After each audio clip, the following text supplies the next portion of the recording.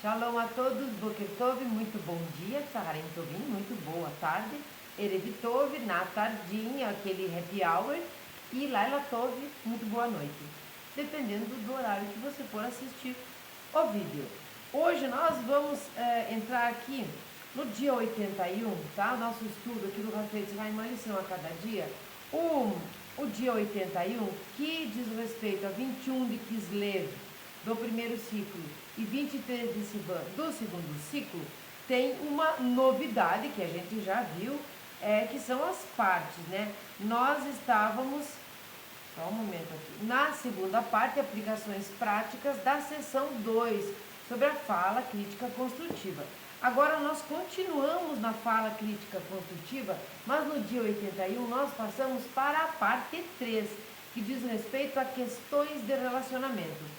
Então, nós vamos ver que todas, a sessão 1, a sessão 2, todas as partes, cada dia, né, dentro de cada parte, a gente vem somando, né, o aprendizado, somando os ensinamentos, e até chegarmos a usar tudo aquilo que o Hafetz Haim coloca aqui como preliminares, como primícias do que nós vamos entender para o treinamento ser eficaz.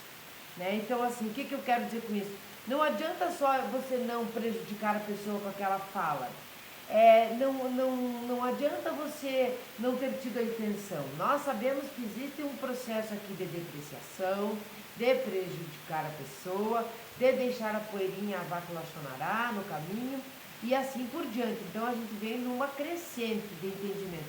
Hoje é um dia bem simples, aqui no dia 81, mas que nós vamos ver que ele vai reportar lá para os outros ensinamentos, lá para os outros dias, né? Para os outros vídeos que eu vou convidá-los que voltem a assistir quando ele citar aqui. Então, nós vamos já entrar aqui para vocês entenderem o que eu estou falando. Nem todas as coisas nós conseguimos trazer exatamente para os dias de hoje. Mas Lachonará é algo tão negativo, tão negativo. É aquela flecha bumerangue, né? Flecha porque sai da boca e não tem como colocar de volta, já foi, já era, perdeu. E aquele bumerangue que volta tudo para nós. E pior, às vezes vem em dobro, né? Porque vem aqueles méritos negativos daquela pessoa a qual a gente falou, por exemplo, o qual a gente prejudicou, o qual a gente depreciou. Também já entendemos aqui no dia 81, chegando até aqui nessa terceira parte, nós já entendemos que não é só falar mal do outro, maledicência começa na cabeça. Por isso que nós temos que estar sempre vigiando isso, entendendo isso, trabalhando isso em nós, onde nós temos aquelas três fases: pensamento, fala e ação. Começa tudo errado já com o pensamento.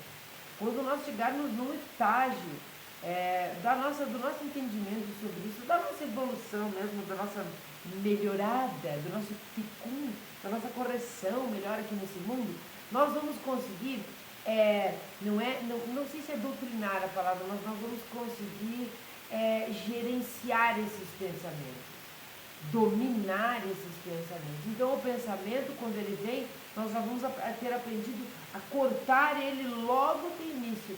Então, cortando no pensamento, nunca haverá a fala. Não havendo a fala, nós temos bem menos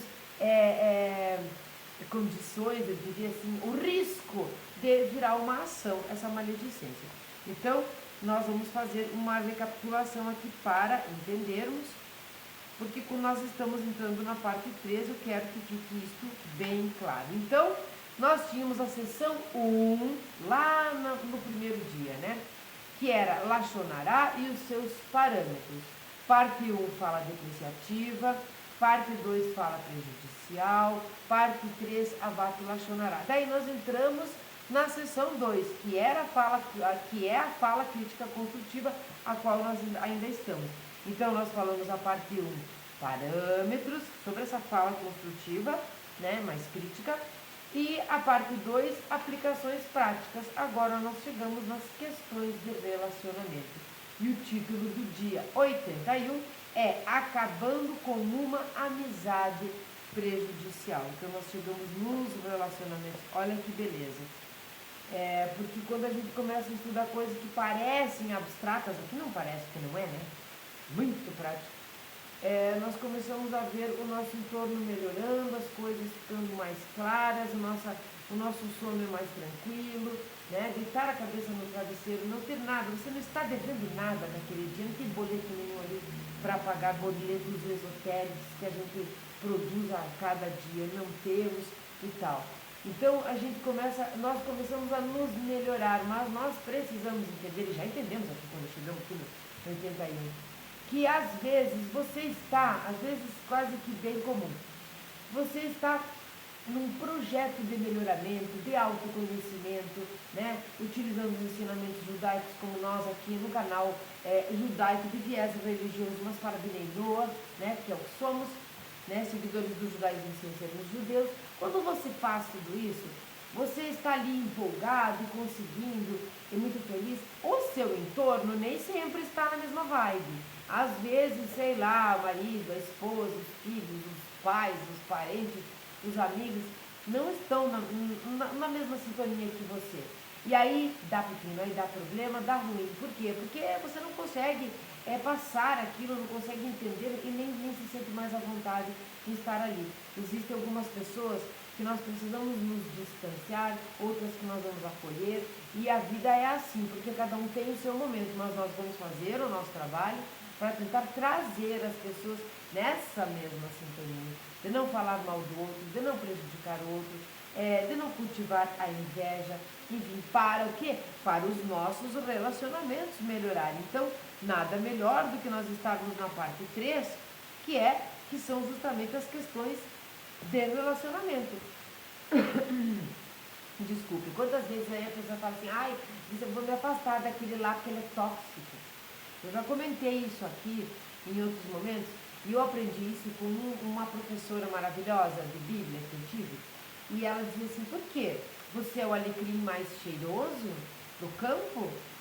Todo mundo é tóxico e você não é? Um beijo para Marcela Castor.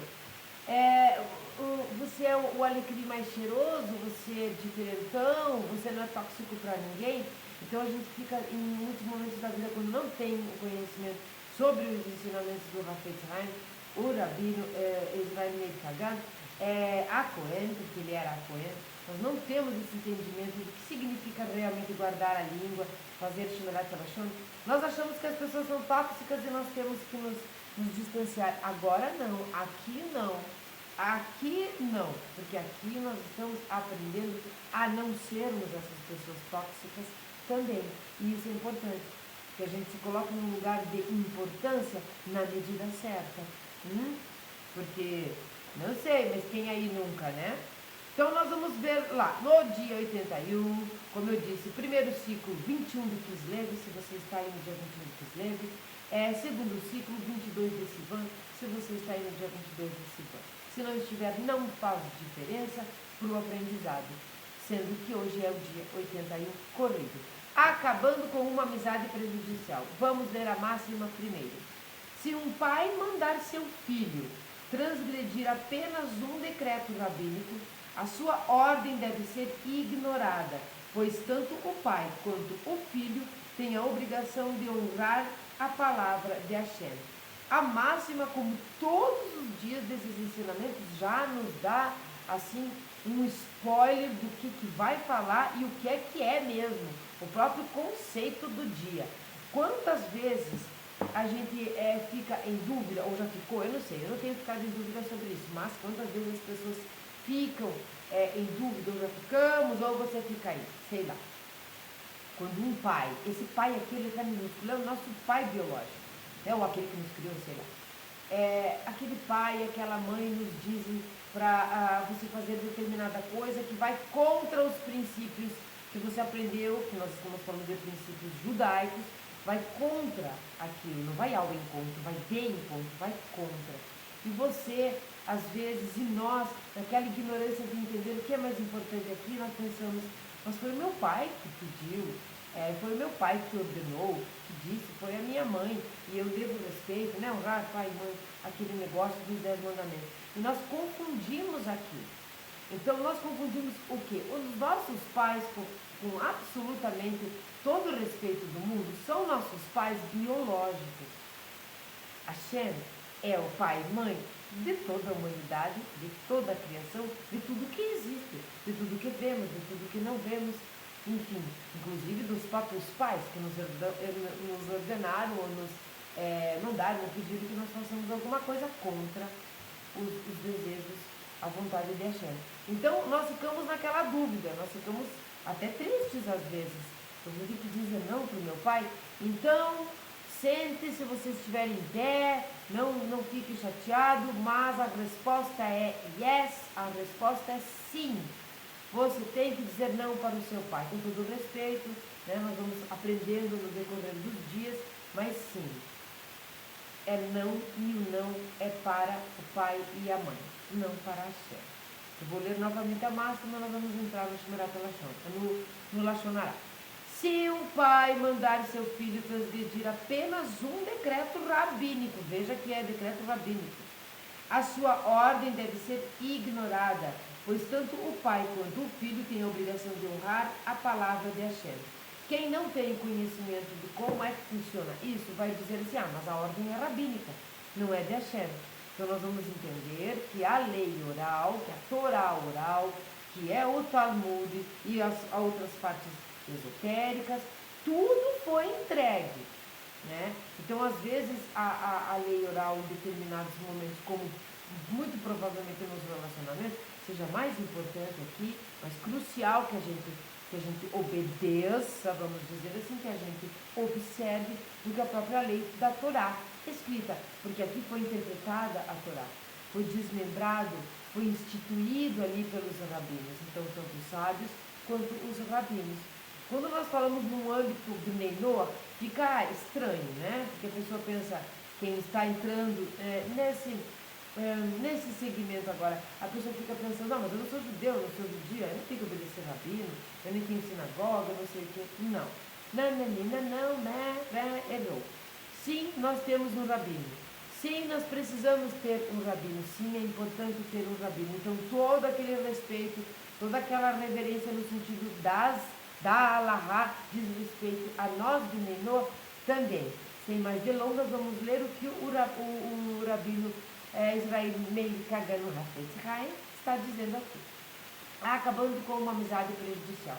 Já fala no título que a amizade é prejudicial, né? Então acabe com ela. Que peixe não anda com cobra, né? Cobra não anda com peixe, então nós vamos ter que escolher sim. Outra forma de fala construtiva é a que impede ou quebra um relacionamento prejudicial, pelo menos para uma das partes. Olha só, já salvou uma parte. É correto sugerir que alguém se distancie de uma ou mais pessoas que podem exercer influência negativa sobre ele. Veja bem, é correto sugerir que alguém se distancie de uma ou mais pessoas que podem exercer influência negativa sobre ele. Bom, é correto sugerir. Vamos ter que abrir a nossa cabeça aqui para ser aquele que sugere e aquele que escuta também. Porque nós não podemos ser teimosos e cegos nesse momento. Nós temos que ficar alertas, porque às vezes a pessoa está nos sugerindo porque quer o nosso bem. Às vezes ela é uma lachonarenta. Então aquele que escuta também deve ouvir e escutar. Por exemplo, quando a gente tem filhos, ou quando a gente é o filho, ou quando a gente lembra, por exemplo, do faraó, que é sobre as pragas, a teimosia, o dar o contra. Deu o contra tantas vezes, foi tão teimoso tantas vezes, que acabou perdendo seu livre-arbítrio para a sua alma animal e aquilo virou um vício. E ele continuou e continuou fazendo, sabendo muito bem que aquele lá era um Deus diferente daquele que ele chamava de Deus. Ele sabia, ele viu as pragas, ele sentiu na pele, mas ele teimou. Então aqui nós temos que abrir os nossos olhos, abrir os nossos ouvidos e não teimar. Ele é bem legal, aquela pessoa, eu gosto muito bem, minha amiga. O outro lá está vendo que não é coisa nenhuma, está só te prejudicando. Não é o momento daquela pessoa lá entender que não é assim que se age, então você deve se distanciar. Então nós devemos ficar com nossos ouvidos abertos, conhecer quem é que nos sugere isso. Né? É idônea a pessoa, ela está lidando, ela está fazendo o certo, porque mais fácil é, quando nós ignoramos isso, achar que essa pessoa que está nos alertando é que é a lachonarenta, é que é a fofoqueira, e não é assim. Então nós vamos ter o que aqui? Discernimento. Dá-te muito discernimento, não é? Lembram lá dos 12 passos dos narcóticos anônimos, que eu gosto é muito de usar aqui. Mudar aquilo que nós temos condições de mudar, não é? Aceitar aquilo que nós não podemos aceitar. É saber distinguir umas das outras. Vamos fazer aqui a bênção da água. Baruch atah Adonai Eloheinu melech haolam, shekol yavdil baruch. Eu fico falando desenfreado para não ficar longo, sempre fica longo e aí me dá uma sede. Bom, de modo semelhante, é indicado informar um pai que alguém pode estar sendo uma influência negativa sobre o seu filho. Aqui, antes de nós irmos para adiante, vamos lembrar de Sará, nossa matriarca, que alertou sim, ela alertou o próprio Abraham de que Ismael, o seu filho, seu primogênito com Agar, não era uma boa influência para Isaac. Ela fez isso. Naturalmente, todas as pré-condições devem ser cumpridas, inclusive a verificação dos fatos e a intenção construtiva. Aqui ele vai dizer, vide dias 43, 50. Quando ele diz 43, 50, é do 43 ao 50. Então, se você tiver dúvidas, né, antes mesmo de ir adiante, você quiser ver tudo lá atrás como funciona, começa no vídeo do dia 43 até os 50. Então, para você verificar as pré-condições, aquelas preliminares, aquelas premissas que eu falei antes, né? Para encaixar, para não ser uma fofoca, para não ser um lachonará, para não ser uma maledicência, para nós estarmos aqui agindo como devemos agir. Então vai ter todo um processo de cada dia muito explicado. Se a informação não for em primeira mão, você que sabe mesmo daquilo, e que vivenciou aquilo, por exemplo, ela poderá ser transmitida desde que explicitamente apresentada como uma informação em segunda mão. Por exemplo aqui, eu vou dar um exemplo bem chulo, mas vamos dizer assim, você está convivendo com determinada pessoa lá, você mesmo viu que a pessoa ela está perdida no álcool. Eu gosto desses exemplos porque eles são bem físicos, né? Ela está perdida, ela fica bebum mesmo, fica atordoada, ela bebe, sempre bebe muito. Essa outra pessoa que é seu amigo, por exemplo, sua amiga, né? Ou até é filho de alguém, você quer alertar. Em primeira mão é quando você viveu a coisa junto, você viu que ninguém te contou. Mas ainda assim é permitido que seja segunda mão. Por exemplo, gostaria de falar com você que você se afastasse da Sharon, porque a Sharon ela bebe muito, eu não participei disso, eu não vi com meus próprios olhos, mas fulano, que é muito de minha confiança, me contou, né? Ou às vezes até uma pessoa bem próxima. Essas pessoas que nós estamos falando, que são aqui, ó, nesse entorno, precisam ser idôneas. Então nós podemos falar isso até quando é de segunda mão. Ouvir dizer, então eu quero que fique claro para você que não fui eu que vi, mas eu estou sabendo, e aí nesse momento você nem precisa dizer, foi fulano, foi ciclano, para não incorrer no risco de lachonará. Simplesmente você vai dizer assim, eu quero te dizer, se afaste lá da Sharon, porque ela bebe muito, ela é uma bêbada, e é o seguinte, eu estou sabendo disso e a informação é quente, né? Eu não vi, mas sei que é. Então você vai dizer que é de segunda mão, pode também. Em relação à exigência sobre a exatidão da informação, o Hafetz Haim sugere que o exagero pode ser permissível se for a única forma de convencer a pessoa ou o pai a terminar o relacionamento, ou o pai a terminar o relacionamento, porque você pode alertar um pai, como Sará alertou o pai, ser o filho do próprio filho dele, né? É uma outra pessoa alertando. Você pode alertar um pai. Então essa exatidão, aqui a exigência da exatidão da informação, pode ser exagerada como? De repente, eu tomei um fogo lá, bebi de mais um dia, depois um outro e tal. Mas isso não é uma coisa que vai fazer com que aquela pessoa que eu estou influenciando mal se afaste de mim. Mas você que gosta muito dela e vê, ou está vendo onde isso vai parar, quer afastar essa pessoa, quer ajudar nisso. Aqui é permitido ou é permissível que você dê uma exagerada. Ela bebe todos os dias, ela está sempre caindo pelas beiradas. Você pode exagerar, segundo os ensinamentos do Hafetz Haim. Particularmente o que eu penso, ou o que você pode colocar aí nos comentários o que você acha. Eu penso que o melhor é não exagerar. Né? O melhor é simplesmente, eu acredito que é o que ele pense também, embora ele diga que é permitido que você exagere, mas não é necessário que você exagere, porque aí você acaba prejudicando de alguma maneira essa outra pessoa que de repente, né, a Sharon, precisa de ajuda. Então você ajuda aquele seu amigo a se afastar, o alerta aquele pai que ela não é uma boa companhia, você alerta, retira, mas não pisa no pescoço dela, não é mesmo? Você só alerta, você tenta dessa maneira, não é necessário acabar com a pessoa para poder salvar a outra. Então, sempre menos é mais, a não ser quando não tem mais jeito mesmo. Ele está prejudicando muito, entende? O Hafetz Haim acrescenta que é imperativo explicar por que a transmissão da informação não constitui Lashon Hará, especialmente quando se fala a uma criança. Essa parte é bem importante. Pode até não parecer, é o último parágrafo deste textinho, mas é muito importante.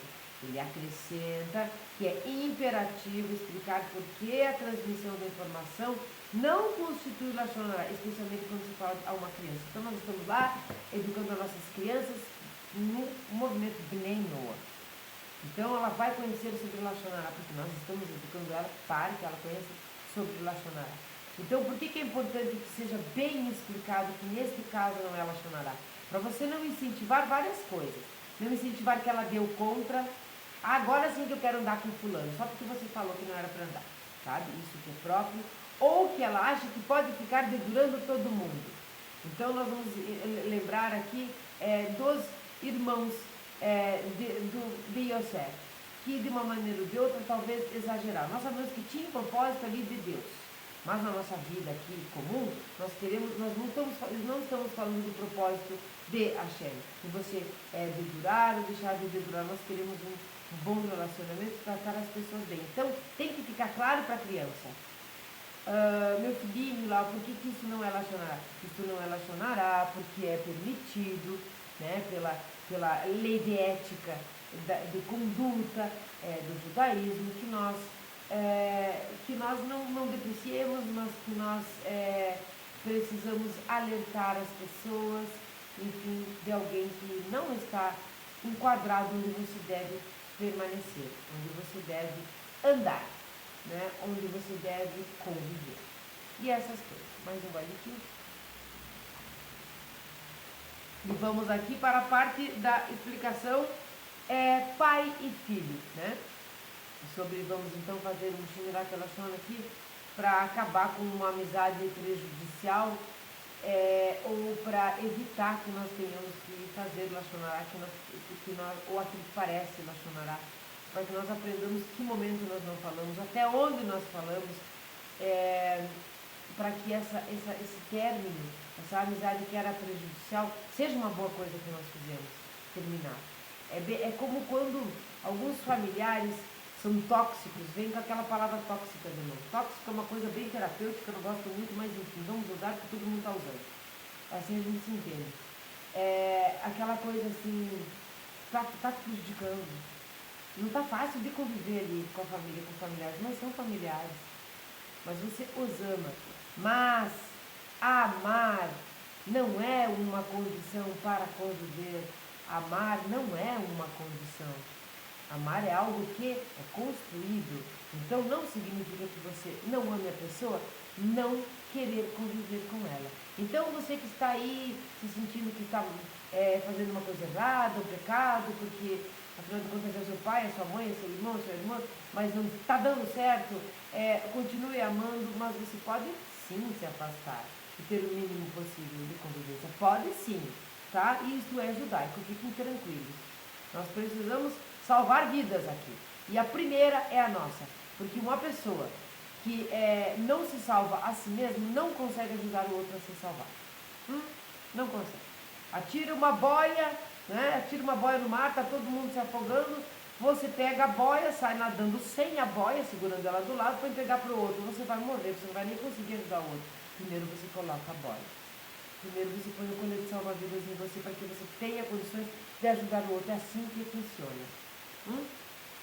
Então vamos lá, pai e filho. Mesmo que a pessoa que briga seja um parente próximo, inclusive o próprio pai, aqui ele está usando bastante pai, mas vamos pôr a mãe no meio também.